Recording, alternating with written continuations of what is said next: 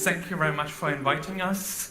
What Janne and me will do, we will give you a short reflection on a number of trends you find in the report we have done in preparation of this event, and you can download the full report from the event website. Basically, we look at global trends which may impact on the development opportunities in the Baltic Sea region. And we discussed something like 30 to 40 trends. A lot of them have been mentioned by the prime ministers, by the commissioner, so you have heard most of it already. But we will talk you through a few examples. We don't go through all 30 to 40, otherwise we sit here until the evening. But I think what you have to keep in mind is that those trends basically may make it easier to achieve some of the objectives you have set yourself in the strategy. In other cases, they might make things a little bit more challenging. Right, and the big picture is that the strategy works. All the content and components in there are right, but what we need is stronger commitment and stronger cooperation among different players.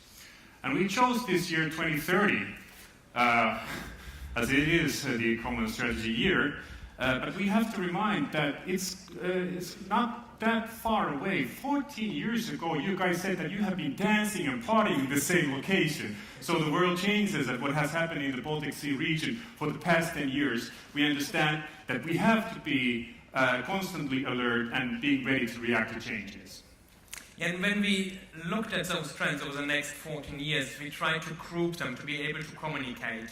And we basically ended up with 4 types of trends which we will use to group our presentation today. So first we talk a little bit about trends in changing demographic pressures that we see around the world and their impact on the Baltic Sea region.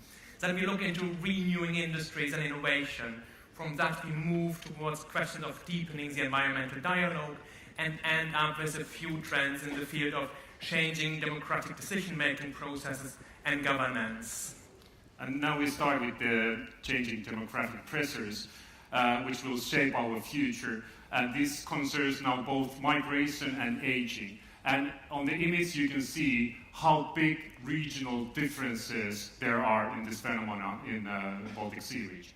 But maybe zooming out of the Baltic Sea region to a more global context, over the next 20 years, the world population is expected to grow up to 8.3 million people.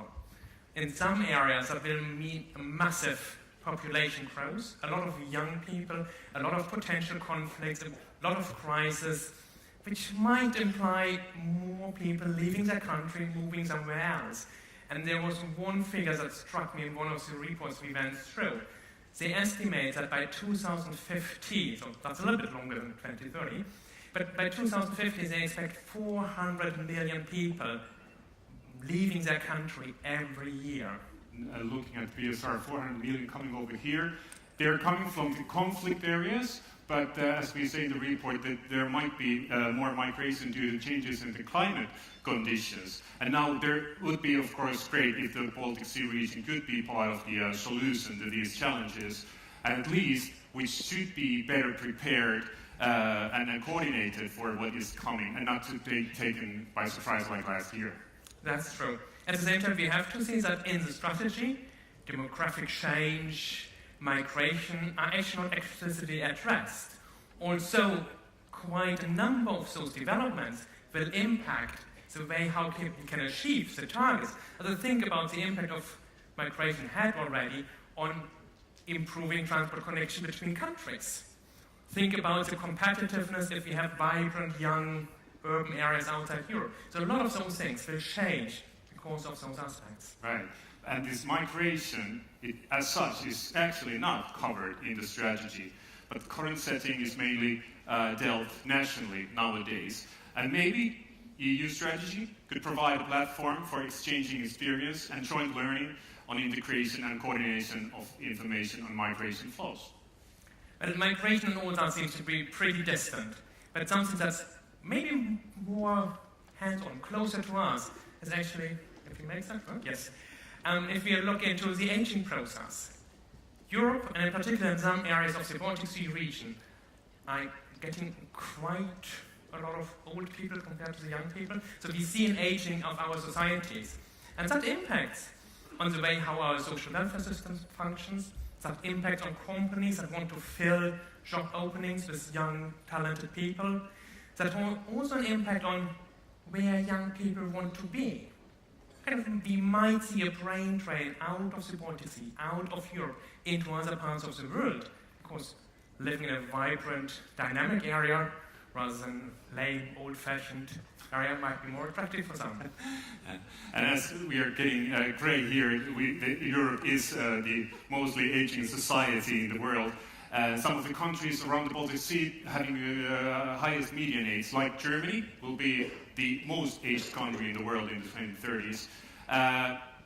The Baltic Sea, obviously, could be a laboratory for aging society. And actually, why not looking at that as a positive chance? Why are these aging societies always discussed as dystopias? Could BSR be based for a booming silver economy? Why not? But again, actually aging is not explicitly addressed in the strategy.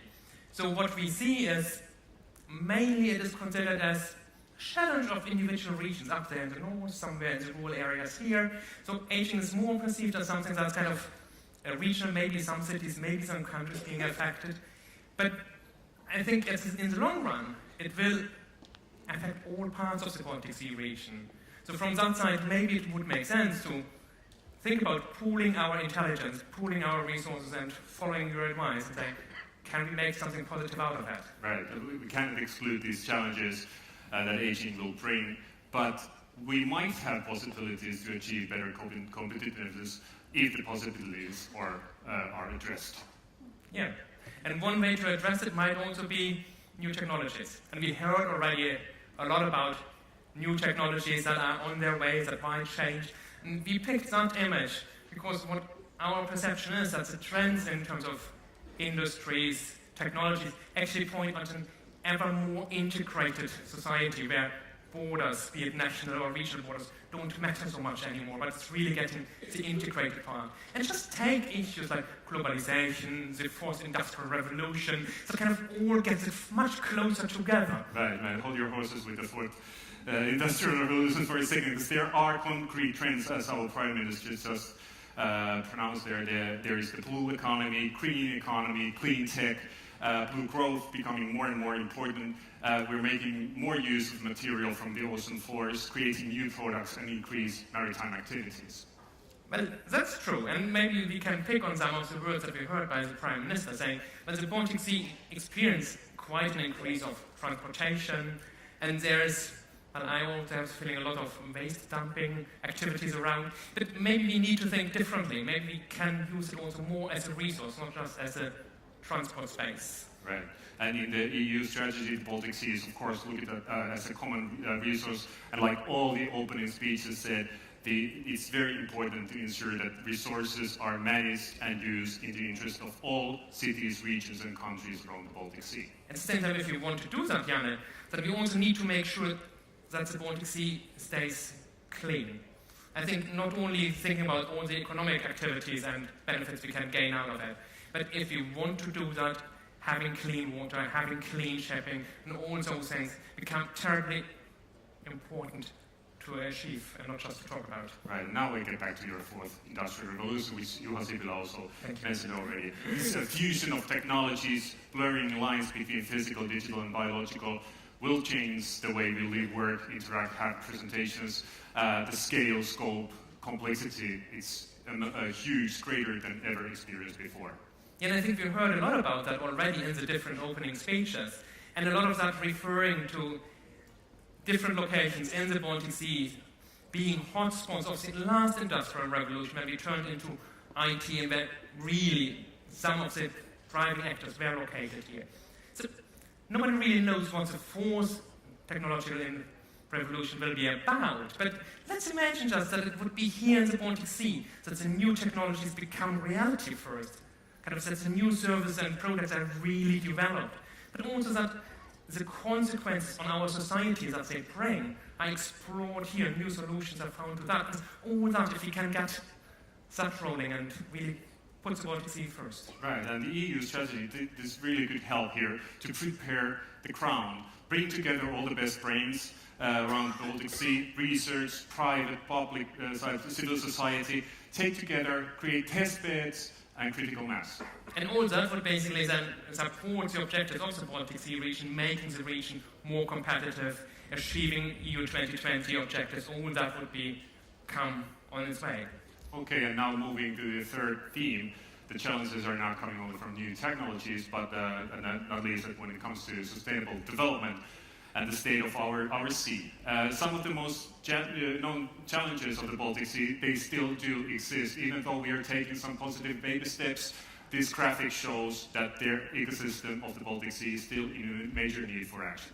Yeah, but looking at global trends, not only in the Baltic, but kind of worldwide, we have a problem with an increasing pollution of the sea. And marine litter, for instance, is a growing concern and a growing problem all over. And it's not only the big chunk, it's also kind of tiny little microplastics that actually are life-threatening to life in the sea.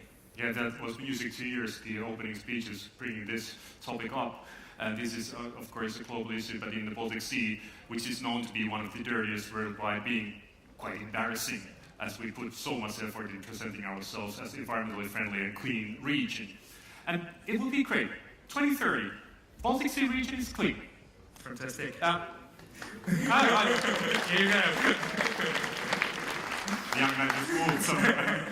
But and go for it. All pollution of all kinds down to level doesn't harm the environment. But that would mean that kind of all the different players, kind of private sector, public sector, NGOs, they all need to come together and really play their role. Because all that works only if everybody joins in. It's not a one-man show to make the sea clean. Yeah, and looking forward, of course, Baltic Sea is common as said. But is there anything more hands-on where we all need to work together? Maybe not more hands-on directly, but there's another major concern that also has been addressed already, and which also has been around for a few decades, broadening the horizon a little bit, climate change. That's one of those other concerns and trends that has been there for a while, but still, if you look at the IPCC reports, things are not really getting any better at the moment. Right. And these extreme weather events, looking out from the window and snowstorm there, we are seeing more and more evidence that climate change is taking place. There is more extreme weather conditions. And in the Baltic Sea region, we need to be better prepared for climate change adoption, but also to strengthen our efforts not to accelerate climate change. Well, I couldn't agree more, and I think most of the previous speaker also kind of supported that, but meeting and greeting and talking about it maybe doesn't change this in the long run. So maybe we actually need to not only get it in the macro-regional strategy and tons of other strategies, but make sure that this is also implemented and that work on that is coming much faster and much stronger than the speed we have right now. Right, and make those concrete proposals ban the plastic bags, as was brought earlier. But looking forward, emphasis needs to be on the sub-objective climate change adoption. And actually, when we wrote in the report, we were wondering, why is this only sub-objective? Should be the main objective of the strategy, especially now when the Paris Agreement is in the force. Yes, we really had that discussion, and we ended up saying, but there are a number of trends in the field of decision-making, and in the end it's about decision-making where an objective, sub-objective is ending up. And here we see actually a few trends which also were hinted at already at global levels that impact on the Baltic Sea region. Well, I think today, US elections, so everybody's looking there. So we know that whatever is happening elsewhere in the world actually impacts on how we will deal with our future here. And I think the US election is not only an example for that, it's also an example for another trend that we see. And that's if you look at the type of speeches, politics are getting much more inward-looking. So it's kind of making my nation great again, not yours, mine. So and I think those things are really making that countries drifting apart, and that's why we kind of show that picture saying current democratic decision-making process might get countries shifting away from each other. Yeah, and after times of this almost technocratic belief in evidence-informed decision-making and all the experts, the pendulum swings. Again, we are stepping in the area of post-factum, facts don't matter anymore.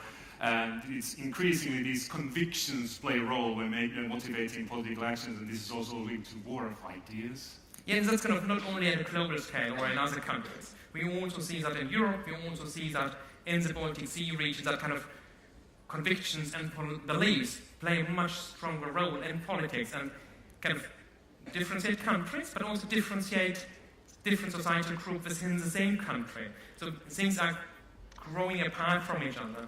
And here I think if we can use the slogan of today's event, kind of one region, one future, as kind of a framework for a vision, that we can all those different things kind of get in and give it a frame. Right. And EU strategy, to some degree, is an embryo for a shared vision. And it could be used for a large process involving many parts of our society, like the Commissioner said, public, private, NGO, citizens, fourth sector, as we say in our paper, to debate and elaborate on a shared vision.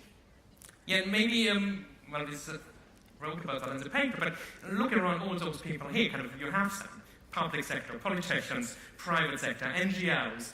So maybe we can, during today and the next days, also explore a little bit what would be a vision all of us in that room could agree on for the Baltic Sea region. That's a little bit more concrete and not just blurry words. Yeah, but it's a good sign that there is every year more and more people coming in, so it's a good sign. So and creating such a vision is, it's of course requiring consensus among key players. Politics and politics in large parts of the world put national interests before joint solutions, as you said, Guy. At the same time, we need to go further on a network-based cooperation, knowing no boundaries. Yeah, and I think that's kind of at a global level, but also here in the Baltic Sea, we have already heard about kind of tensions between Russia and the EU and those things. So despite the fact that the trends we look at mainly require more cooperation to actually face them and make something positive out of them, we see things growing apart. And then I'm starting thinking, and we had the reference kind of to the Hansa 1,000 years ago, maybe if you just go 20 years ago, go to the 90s, and think that was actually when the Baltic Sea region was a trendsetter in Europe for transnational development visions and cooperation. Where is that now? Can we get that spirit back again? Oh, indeed. We need that for the first time. The EU strategy, perfect platform for this kind of process. And now the point is to get the right players on board and to go beyond the usual suspects in cooperation and move from those words to actions. Yet at the same time, we are facing those trends that we talked about. We need to make sure that these renationalization trends don't become mainstream. That at least in those topics where we really need to work together, we do that and can overcome those developments. Right, and it probably helps every now and then to reflect on how local actions and local ambitions connects to the big picture, hangs together and reaches high. Tell the story behind this picture. Well, it's made by a friend of mine in Barcelona. And for me, it's a perfect picture saying, well, we stand somewhere, we decide, go we left, do we go right? Do we go left, do we go right? But if we zoom out, we actually see that our choice, turning left or turning right, actually matters whether we at a higher scale can achieve the objectives and can reach the goals and targets we want. Then maybe we need to keep that in mind, and every now and then we might need to compromise or cooperate in our choice whether we go left or right. And of course not always. A lot of things we can do without cooperating and still get there, but in many cases we might need to cooperate to get to the final objective. And yes. And here a few things in the report we draw out, kind of, that the areas where we maybe should or could cooperate, and which is a lot related to awareness raising. Like we need to get the awareness about certain situations among key players and decision makers. It's also about developing common solutions. We say, you have a mother-in-law, I have a mother-in-law, we both need to learn how to deal with that. And so there are common solutions and maybe we can implement them at home. But we can exchange experience, we can cooperate, we don't need two different mothers-in-law. But there are also other parts where we maybe must cooperate, Well, in the Baltic Sea region, well, I'm from Luxembourg, but still, kind of very small countries here in a global perspective, very small cities. To have critical mass, maybe on some points we must really cooperate to have that critical mass. There are other challenges that even we can't address without cooperating. So there is really this kind of must, this imperative for cooperation. And in the report we point 5 areas where we believe that really is there. And there's one in the environment and climate change where joint action is needed to meet that trend. Also in the area of civil protection, we can't stop at our borders, we need to work together. You talked about the blue economy, and also here it's a common resource, so we need to cooperate on that. Earlier we heard already about clean and safe shipping. Also that needs to be addressed jointly, we can't do that individually. And last but not least, the cooperation culture. That's something that concerns all of us, so we only can do that together. Indeed, and in addition to these 5 important things, there's a lot of shouldas and couldas which are all included in the report, right? Yes, and I think with that, we could give you only a very short glimpse on what is in the report, and we invite you to download the report and read it, or, well, both Janne and me will be around, so happy to get comments, questions, etc. Well, thank you, Kai, very much for this presentation. I have a new slogan to end. Let's make our joint future great again. Great, thank you very much.